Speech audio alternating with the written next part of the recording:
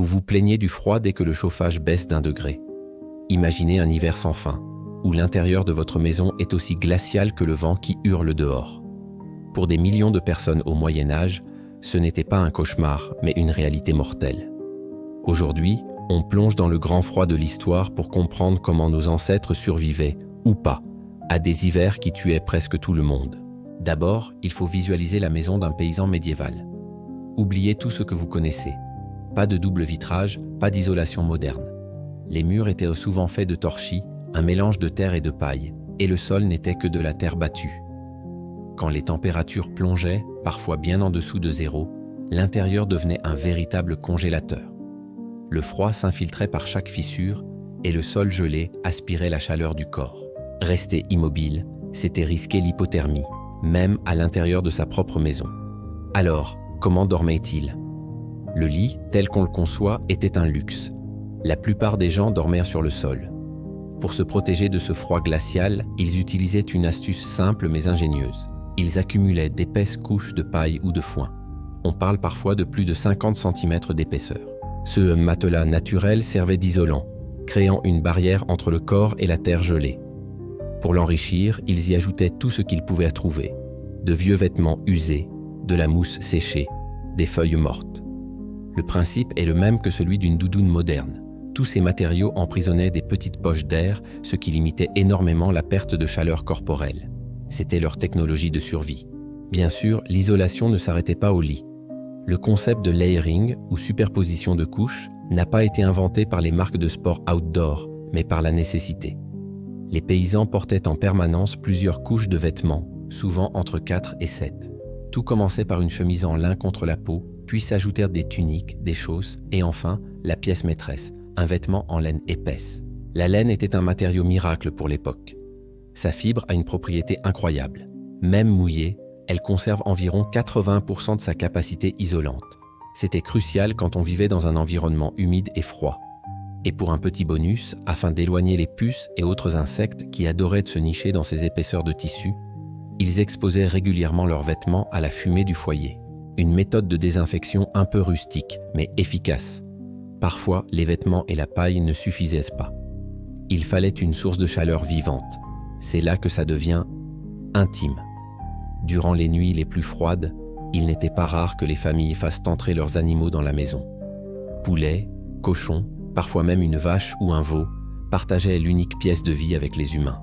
Chaque corps animal dégageait une chaleur précieuse, transformant la petite cabane en une sorte d'étable chauffée naturellement.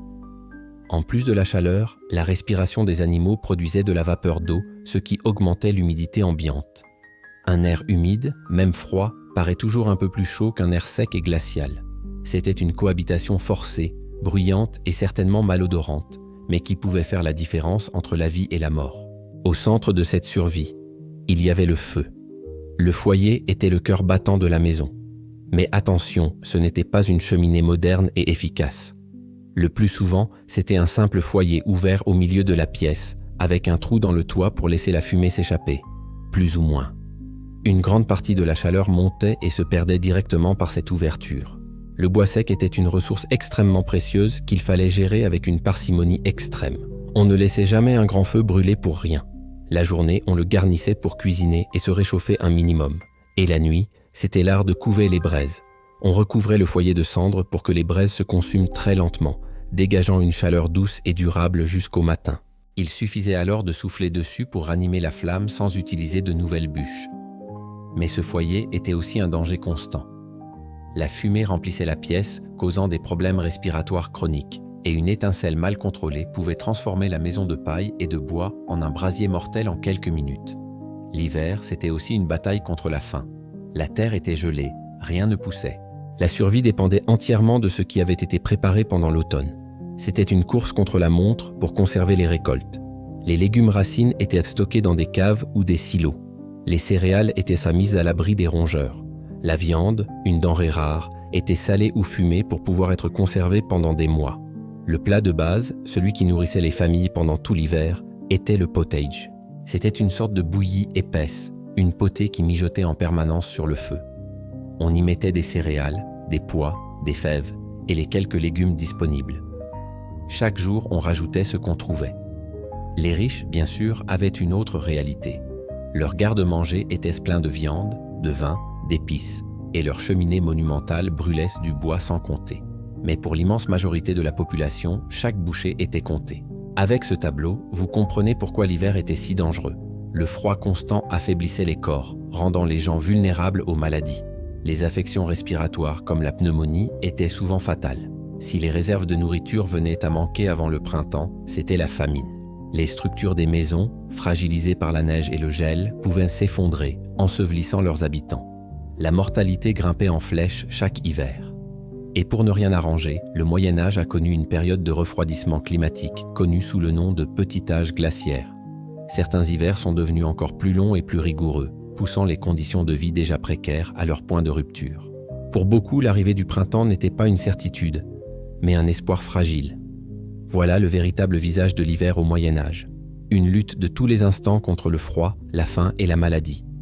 La prochaine fois que vous frissonnerez en attendant le bus, ayez une pensée pour ces gens qui ont survécu grâce à un peu de paille, un manteau de laine et la chaleur d'une vache. Si cette plongée dans l'histoire vous a plu et que vous voulez découvrir d'autres facettes surprenantes du passé, n'oubliez pas de vous abonner à la chaîne et de laisser un pouce bleu. Ça aide énormément à faire connaître notre travail. Merci d'avoir regardé et à très bientôt pour une nouvelle vidéo.